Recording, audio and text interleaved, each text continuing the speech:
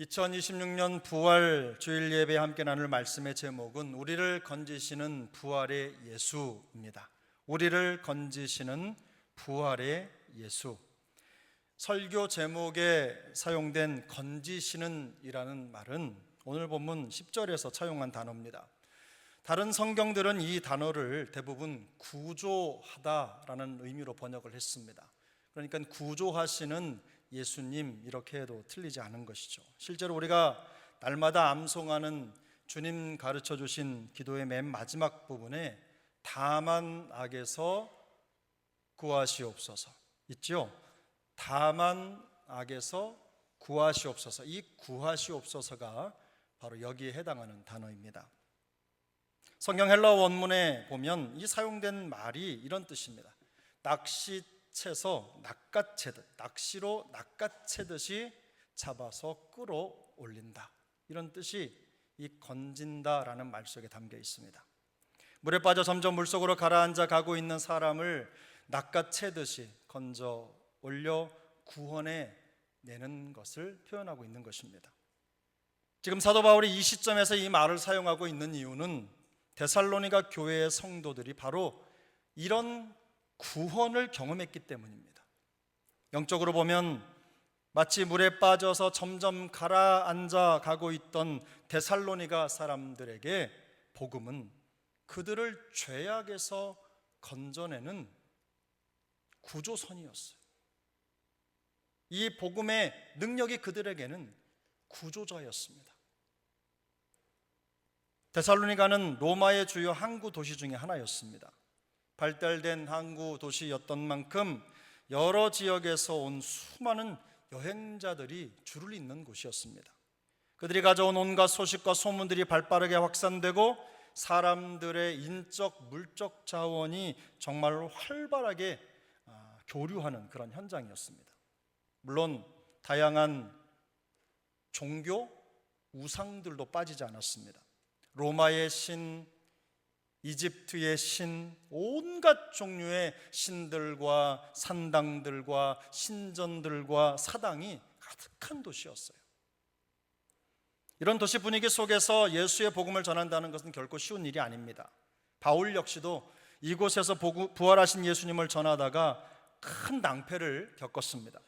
바울이 전하는 복음에 적지 않은 사람들이 회심하여 돌아오는 놀라운 복음 역사가 나타났습니다. 그런 일들이 생기자 이것을 시기한 유대인들이 저자의 어떤 불량한 사람들을 데려다가 때를 지어서 성을 소동케 했습니다. 그 일로 바울과 바울을 도우려는 사람이 공격을 받으며 정말 난처한 상황에 이르게 된 것입니다. 이로 인해서 바울은 험악한 상황을 피해서 데살로니가에서 아래쪽으로 베레아라고 하는 도시로 몸을 피신해야만 했습니다. 이로 인해 약 3주 정도 진행됐던 바울의 데살로니가 복음 사역이 갑작스럽게 중단이 되면서 데살로니가에서 이루어져야 할 복음 역사가 충분히 이루어지지 못한 것입니다. 그 후에 바울은 아직 믿음이 영글지 못한 데살로니가 교회의 성도들이 생각났습니다.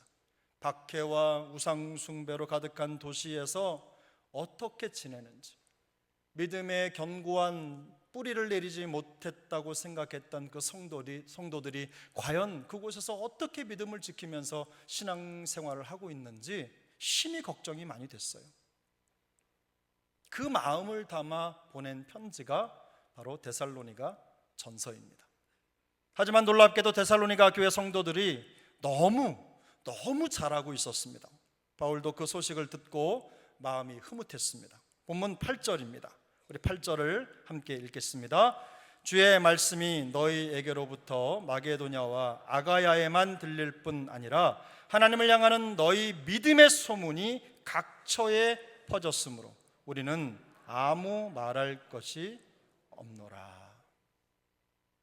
바울이 걱정했는데 그 걱정은 기우였습니다. 교회가 하나님의 말씀을 받아 주를 본받는 삶에 헌신되어 있었고 또 그들의 믿음의 소문이 각처에 메아리처럼 울려 퍼지고 있었기 때문입니다. 바울이 찾아가서 추가로 복음과 말씀을 자세히 설명하고 가르칠 필요가 없을 정도로 그들은 놀라운 변화의 삶을 살고 있었습니다. 아무 말도 할 것이 없노라 라고 말하는 바울의 고백은 애써 복음을 전할 필요가 없을 정도로 그들이 놀랍게 변화되고 있었고, 그들의 변화가 놀랍다는, 정말로 깜짝 놀랄 만한 일이라는 내용이 함축되어 있습니다. 성도들의 신앙생활과 그들의 변화가 복음이 되어서 각처로 퍼진 것입니다. 메아리 쳐 울린 거예요. 수많은 사람들이 그 복음의 소문을 듣고 놀래고 또 놀랬습니다. 변화된 성도 한 사람 한 사람이 복음의 통로가 되어 쓰임받고 있었던 것입니다.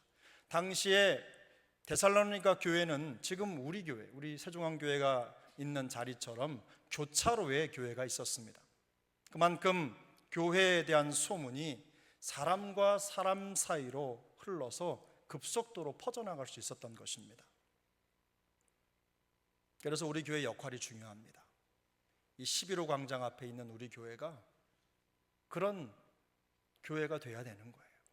복음의 좋은 소문을 세상 가운데 실어 나르는 그런 교회 될 수 있기를 소망합니다. 성도들은 우상 숭배에 물들어 있던 자신들에게 예수 그리스도의 복음을 전해준 사도 바울에게 감사했습니다. 뿐만 아니라 그들에게는 자신들의 변화가 예수 그리스도의 복음으로 인한 회심의 결과라고 하는 분명한 고백과 간증이 있었습니다. 그리고 이들의 간증에는 그야말로 신학적이면서도 신앙적인 놀라운 내용이 담겨 있었습니다. 신학을 배운 것도 아니고 성경을 열심히 더 많이 배운 것도 아닌데 그들의 간증은 이미 신학적이고 신앙적이었어요. 우리 본문 9절 10절인데요, 이 9절 10절 말씀을 한 번 더 읽겠습니다. 같이 읽습니다. 그들이 우리에 대하여 스스로 말하기를 우리가 어떻게 너희 가운데에 들어갔는지와 너희가 어떻게 우상을 버리고 하나님께로 돌아와서 살아계시고 참되신 하나님을 섬기는지와 또 죽은 자들 가운데서 다시 살리신 그의 아들이 하늘로부터 강림하실 것을 너희가 어떻게 기다리는지를 말하니 이는 장래에 노하심에서 우리를 건지시는 예수시니라. 아멘. 여기에서 바울은 데살로니가 교인들에게 나타난 복음의 핵심과 결과를 어떻게라는 말로 정리하고 있습니다. 세 번의 어떻게가 등장하는데요, 그리고 이 질문에 성도의 변화로 나타난 그 복음의 핵심적인 내용, 그 내용이 담겨 있습니다. 우리가 따라가야 할 신앙의 원리인 것이죠. 그 첫 번째 원리는 이것입니다. 변화는 복음을 듣고 영접할 때 시작된다는 것입니다. 9절에서 우리가 어떻게 너희 가운데 들어갔는지라는 바울의 표현은 데살로니가 성도들이 바울을 통해 예수 그리스도의 복음을 들었다는 뜻입니다. 바울이 복음을 전할 때 그들이 그 복음을 처음 접했다는 말이에요. 사도행전 17장 2절 3절은 이렇게 말씀합니다. 바울이 자기의 관리대로 그들에게로 들어가서 새 안식일에 성경을 가지고 강론하며, 우리 3절 읽습니다. 뜻을 풀어 그리스도가 해를 받고 죽은 자 가운데서 다시 살아나야 할 것을 증언하고 이르되 내가 너희에게 전하는 이 예수가 곧 그리스도라 하니. 아멘. 이것은 바울이 데살로니가에 갔을 때 회당에 들어가서 전하고 가르친 복음의 내용입니다. 바울은 이곳에서 3주간 사역을 진행했습니다. 그들은 바울을 통해서 복음을 들었습니다. 구약 성경에 예언된 메시아가 바로 예수 그리스도라는 것을 풀어서 설명해 준 것입니다. 우리를 위해 고난을 받으시고 십자가에 죽으신 후에 다시 살아나실 분이 바로 예수 그리스도, 다시 살아나신 그분이 바로 우리의 구원자 예수라는 거예요. 몇 년 전 예루살렘에서 십자가의 고난을 받고 죽으셨다가 다시 살아나신 예수님, 그분이 바로 우리를 죄에서 구원할 구원자이시다 라는 분명한 복음이 그 메시지 속에 담겨 있었던 것입니다. 이 말씀을 들을 때 그들 안에 믿음의 새살이 돋아나기 시작했습니다. 로마서 10장 17절은 이렇게 말씀합니다. 그러므로 믿음은 들음에서 나며 들음은 그리스도의 말씀으로 말미암았느니라. 믿음은 들음에서 나며 들음은 그리스도의 말씀으로 말미암았다. 예수 그리스도에 관한 복음의 말씀이 그들의 심령에 침투에 들어갈 때, 그때 믿음이 생기고 놀라운 변화가 시작된 것입니다. 말씀을 듣고 받아들이면서 영적인 무지가 깨졌습니다. 죄를 깨닫게 되었습니다. 삶이 근본적으로 변화되는 변화의 동력이 생긴 것입니다. 그들의 복음을 듣고 영접한 것은 하나님의 복음이 그들의 죄의 어두움을 뚫고 들어오는 그야말로 권능의 시간이었어요. 사건이었습니다. 예수님을 영접하는 게 그냥 되는 게 아닙니다. 우리가 예수 그리스도를 영접한다는 것은 정말로 일생일대에 두 번 다시 없는 일이거든요. 실제로 복음과 말씀에 귀를 기울여 듣는 그런 행위는요, 잠자는 영혼이 창조주 하나님의 음성에 반응하는 첫 번째 단계입니다. 말씀을 들어야 믿음이 생깁니다. 말씀을 좀 잘 들어야 합니다. 들어야 변화의 단초가 준비되는 거예요.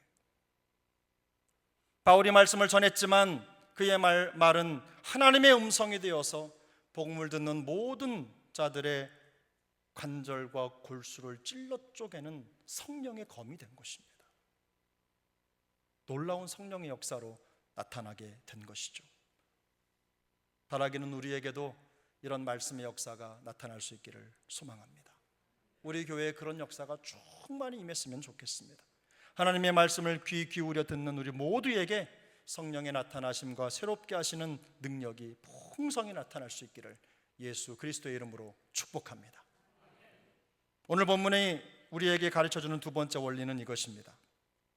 참된 회심은 하나님을 향한 완전한 방향 전환이라는 것입니다. 참된 회심은 완전한 방향 전환이다. 본문 9절인데요, 우리 9절을 한 번 더 읽겠습니다. 그들이 우리에 대하여 스스로 말하기를 우리가 어떻게 너희 가운데에 들어갔는지와 너희가 어떻게 우상을 버리고 하나님께로 돌아와서 살아계시고 참되신 하나님을 섬기는지와.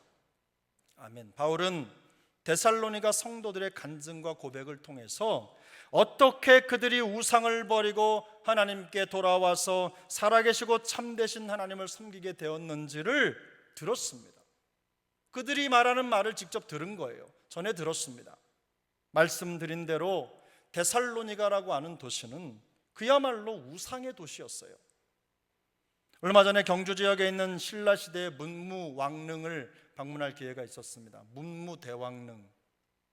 이 문무대왕릉의 묘는 땅에 있는 것이 아니라 바다에 있는 것으로도 잘 알려져 있습니다. 그런데 그 왕릉으로 추정되는 작은 돌섬이 보이는 바닷가에 제사 음식과 부적을 파는 사람들이요, 정말 빈틈없이 들어가 있는 거예요. 심지어는 그들이 기도처라고 부르는 곳을 돈을 받고 빌려주는데 그 텐트가 수십 개가 해변을 가리고 있어요. 그 통로를 지나가는 것만으로도 기분이 상하고 속이 미식거릴 정도로 우상 숭배에 물들어 있는 땅이었습니다. 아마도 무덤 너머 멀리 동쪽에서 태양이 떠오를 때가 되면 더 많은 우상 숭배자들이 그 자리를 메울 것입니다. 아직도 우리나라에 그런 곳이 있다는 사실에 마음이 참 무거웠습니다. 그런데 데살로니가라는 도시가 바로 그랬어요. 우상을 무한대로 찍어내는 공장 같은 곳이 바로 데살로니가였습니다. 우리와 똑같지 않습니까? 우리의 마음, 칼빈의 말대로 마음에서 우상을 찍어내는 공장과 같다는 거예요. 우리의 마음은 우상을 만드는 공장이라는 거예요. 우상 숭배가 일상인 도시였습니다. 우상 하나쯤 섬기지 않는 사람을 찾아보기 힘들 정도로 우상 숭배와 사람들의 일상이 섞여서 그렇게 돌아가고 있는 곳이 바로 데살로니가였어요. 그랬던 사람들이 바울이 전한 복음의 귀를 열었습니다. 그 복음의 말씀을 듣고 회심을 한 것입니다. 회심한 사람들은 자신들의 삶에 마치 마블링처럼 끼어있는 우상숭배의 문화들을 하나둘씩 벗어내기 시작했어요. 죽은 우상을 버리고 하나님께로 돌아와 살아계시고 참되신 하나님을 섬기기 시작한 것입니다. 그리스도인의 회심은 단순한 태도 변화가 아닙니다. 마음의 변화뿐만 아니라 구체적인 삶과 행동에 포함된 완전한 돌이킴, 전적인 방향 전환입니다. 그저 가다가 샛길로 이렇게 가는 그런 삶이 아니에요. 가던 길을 완전히 돌아서서 반대로 걸어가는 것이 바로 회심이 의미하는 바입니다. 과거의 우상 숭배에 찌들었던 삶과 결별하고 하나님을 선택하는 그야말로 단호한 결단인 것입니다. 하나님을 여러 신들 중 하나로 추가하는 것이 아닙니다. 하나님도 좋고 뭣도 좋고 이것도 좋고 그저 나한테 득만 되면 좋은 거지, 이런 사고방식으로는 절대로 복음의 능력을 경험할 수가 없어요. 개인의 삶과 가족과 공동체의 기반이었던 우상을 완전하게 포기하는 파격적인 돌아섬, 바로 이것이 참된 회개인 것입니다. 회심이에요. 회심에는 중간지대가 없습니다. 적절히 대강 좋은 게 좋은 거라는 방식으로는 온전한 회심을 경험할 수가 없어요. 우리가 예수 믿고도 표가 나는 변화가 나타나지 않는 이유 중앙에는 바로 그런 생각이 자리 잡고 있어요. 바울은 데살로니가 성도들의 모습에서 생명 없고 거짓된 우상에서 돌아와 살아계시고 참되신 하나님을 섬기는 참된 회심을 본 것입니다. 하루아침에 삶의 방식을 바꾼다는 것은 결코 쉬운 일이 아닙니다. 바울이 이 편지를 쓸 때, 그때는 처음에 데살로니가에서 복음을 전했을 때 이후에 한 1년 정도의 시간이 흘렀다고 봅니다. 어떤 학자들은 수개월 정도로 보고 또 다른 학자들은 한 1년 남짓한 시간이 흘렀을 것이라고 추정합니다. 길다면 길고 그렇게 길지 않은 시간일 수 있어요.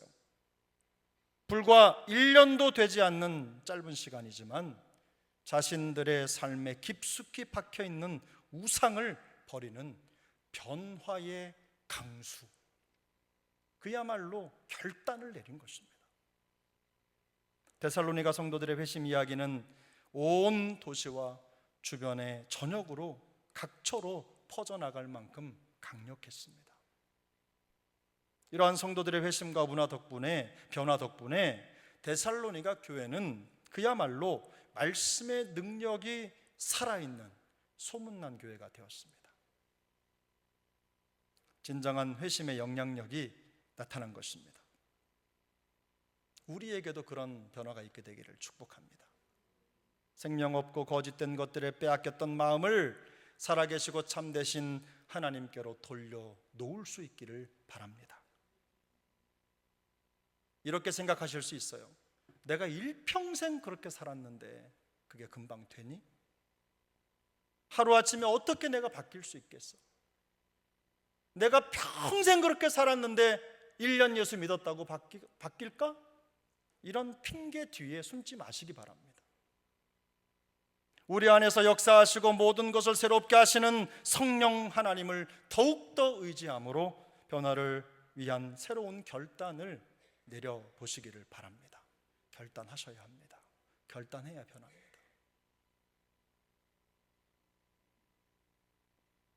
바라기는 우리 사랑하는 세중앙 식구들에게 과거로 되돌아가지 않는 결단이 있게 되기를 바랍니다.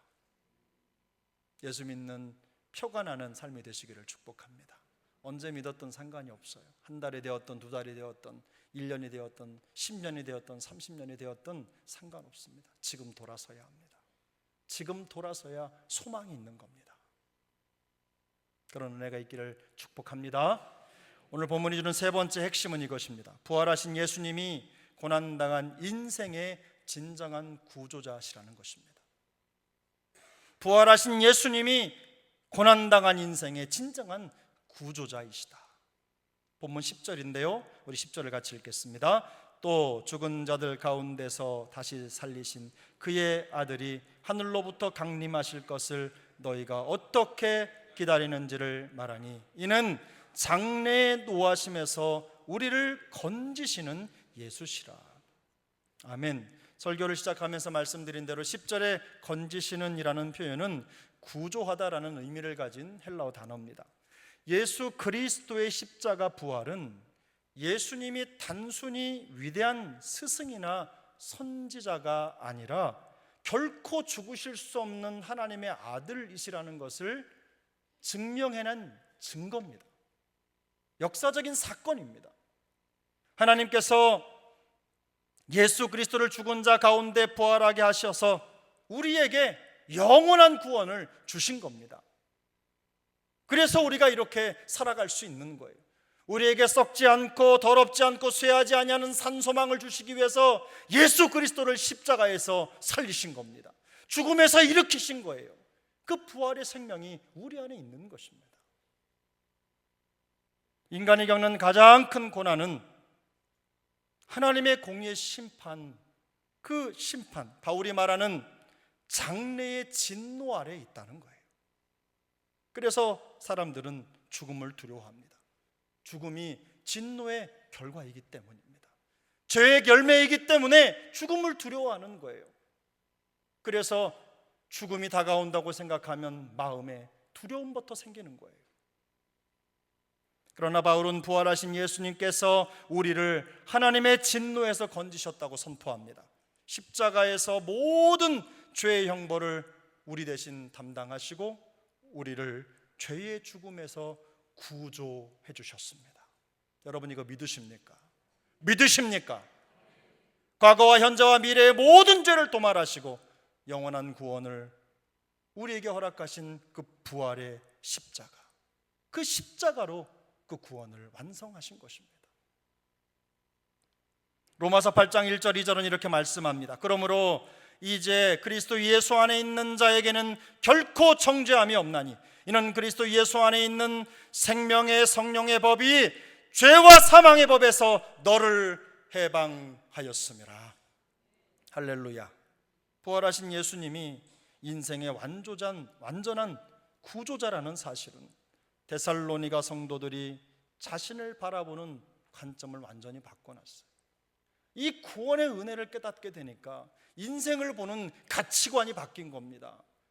눈이 바뀐 거예요. 우리말로 세계관이 완전히 바뀐 거예요.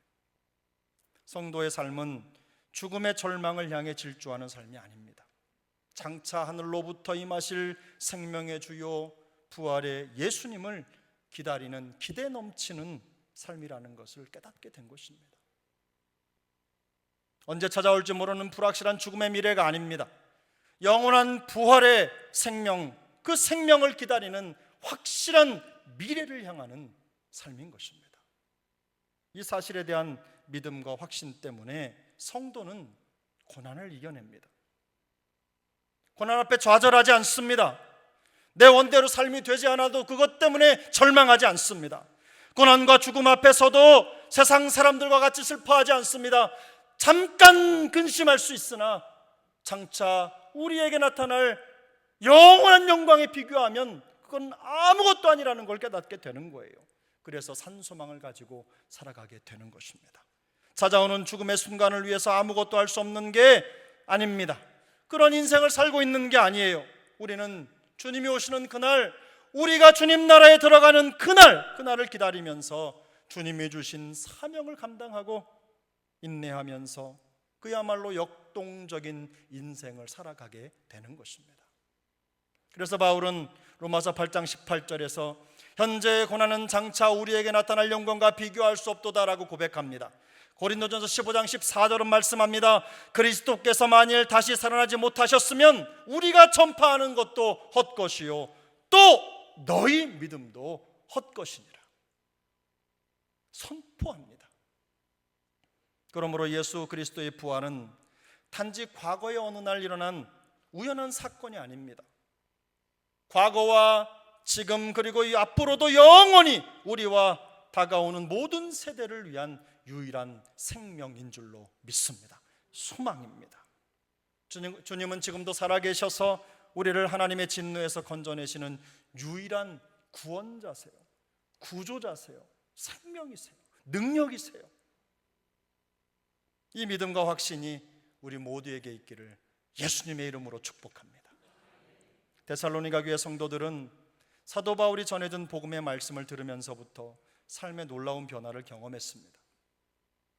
보통의 결심만으로는 만들어낼 수 없는 그야말로 자타가 공인하는 변화된 삶의 주인공이 된 것입니다. 그들의 변화는 주변을 놀라게 했어요. 결정적으로 그들은 부활하신 예수님께서 십자가로 이루신 구조 사건을 통해서 자신의 인생을 바라보는 눈이 바뀌었어요. 시선이 바뀐 겁니다. 관점이 바뀌었어요. 자신의 인생을 죽음을 향해 달려가는 질주하는 기관차라고 생각하지 않았어요. 절망을 향해 달려가는 의미 없는 인생이라고 생각하지 않았어요. 끝이 아무것도 없는 텅텅 빈 암흑 세계로 향하는 그런 인생이라고 생각하지 않았어요. 다시 오실 주님을 기다리며 인내하고 사명을 이루는 기대 넘치는 인생으로 인생의 방향을 재설정한 것입니다. 바뀌었어요. 이런 변화의 삶을 이루어내기 위해서 사랑하는 여러분, 우리 안에 새로운 결단들이 필요합니다. 부활을 고대하는 삶으로 변화되기 위해서 우리의 마음속에 아주 중요한 결단들이 좀 필요해요. 그걸 제가 한번 몇 가지만 말씀드려 보겠습니다. 첫 번째로, 여러분 저를 보십시오. 제발 말씀을 좀 진실하게 들으십시오. 진심으로 말씀을 좀 들으세요. 하나님의 말씀이 선포되면 그 말씀을 듣고 반응하겠다는 결심을 좀 가져보세요. 하나님 말씀하옵소서, 종이 듣겠나이다. 이런 결심으로 말씀을 듣고 말씀을 읽어보세요. 말씀을 묵상해보세요. 매일이 아닐지라도 매주일 예배에서 선포되는 말씀에 진심으로 반응하고 그 깨달은 교훈을 실천하겠다는 결심을 가져보시기 바랍니다. 하나님의 말씀은 단지 더 나은 삶을 위한 도구가 아닙니다. 그래서 인문학책 몇 권 읽는 것처럼 성경을 대해서는 절대로 안 됩니다. 성경은 인문학이나 교양 그런 도서가 아니에요. 복음의 말씀과 진리는 침몰하는 배와 같은 인생에서 우리를 구출하는 영혼의 구명정입니다. 십자가에서 죽으시고 부활하신 예수님은 좋은 교훈을 주고 좋은 성품을 가진 여러 성인 중에 한 분이 아니에요. 제가 아주 오래전에 신방을 갔는데 어떤 남자 집사님이셨어요. 교회 중직자였습니다. 그 신방을 하는데 이분이 이런 말을 저한테 하시는 거예요. 아유 목사님, 우리 예수님 참 성인 중에 한 분이신데, 우리 이렇게 말하니까 제 마음속에 그냥 불이 끓어오르는 거예요. 속으로 솔직하게 이런 생각을 했습니다. 이런 분이 교회 중직자라는 게 너무 부끄러운 거예요. 예수님이 성인입니까? 여러분 그렇게 생각하십니까? 예수님은 성인이 아니에요. 우리의 영원한 구세주이십니다. 우리의 영혼의 구세주이십니다. 구조자이십니다. 우리의 영혼은 생명이세요. 여러분 이걸 꼭 반드시 잊어버리시면 안 돼요. 그러므로 그의 말씀을 듣고 반응하는 것은 해도 되고 안 해도 되는 옵션이 아닙니다. 선택이 아니에요. 분명한 반응이 필요한 하나님의 명령입니다. 그러므로 말씀을 좀 진심으로 들어주십시오. 들으시고 그 말씀에 반응해 보세요. 사랑하는 여러분, 그렇게 해주실 줄로 믿습니다. 두 번째, 삶 속에 숨어있는 우상을 제거하시기 바랍니다. 우상을 구별하는 방법은 간단합니다. 주님 이외에 삶에서 더 큰 의미를 두는 것, 그게 바로 우상이죠.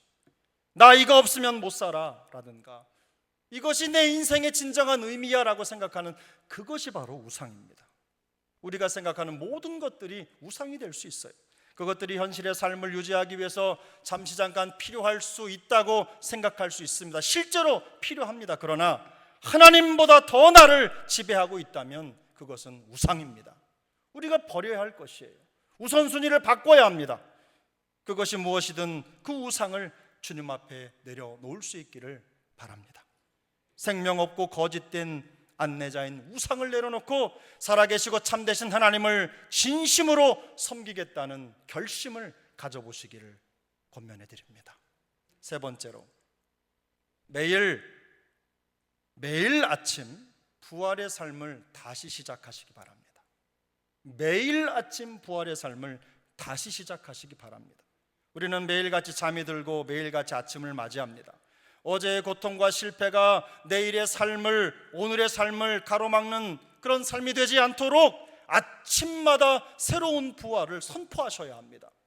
눈을 뜨자마자 선포하셔야 돼요. 저는 아침에 눈을 뜨면 다른 것보다도 우선 그 말부터 합니다. 하나님, 부활의 생명을 주옵소서. 생명이 이끄는 삶이 되게 하여 주옵소서. 제가 언젠가 말씀드렸잖아요. 저녁에 잠을 잘 때는 칠흑같이 어둠으로 들어가는 무덤 같은 시간이에요. 한날의 모든 괴로움과 아픔과 상처를 그 잠 속에 놓는 거예요. 무덤 속에 두는 거예요. 그러나 일어날 때는 그 무덤에서 과거의 실패와 아픔을 가지고 나오시면 안 됩니다. 예수 그리스도의 부활을 아침마다 고백하셔야 되는 거예요. 부활로 일어나셔야 되는 겁니다. 어제 실패했어도, 어제 절망적인 소식을 들었어도 오늘 우리를 부활로 이끄시는 주님을 생각하면서 날마다 부활로 새날을 시작하는 것입니다.